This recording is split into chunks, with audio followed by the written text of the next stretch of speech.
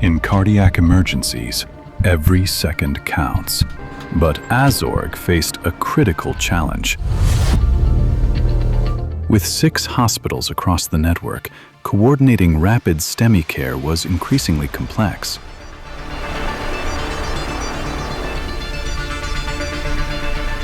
We're facing patients with acute coronary syndromes.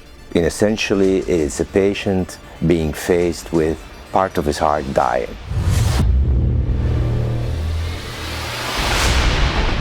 In terms of our STEMI pathway and the metrics that we follow in our STEMI pathway, the 2 most important things that we actually track are door to balloon time and false positive.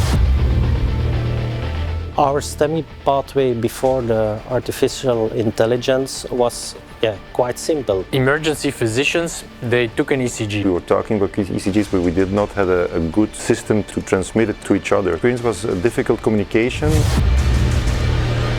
The Cardiovascular Center Aalst had grown into a big organization covering a large geographical area. And then there is an unmet clinical need that you need to have the processes right. With the coming of the PMcardio app, everything changed. All our machines are integrated. So the moment an ECG is taken outside of the hospital, I get a notification as an interventional cardiologist.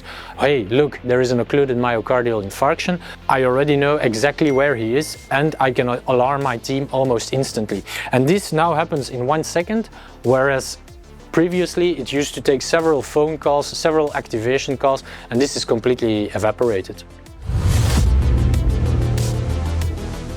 What did PMcardio change in the day-to-day care in the Cardiovascular Center Aalst? Well, we reduced the time to balloon with 48 minutes in the acute coronary syndrome.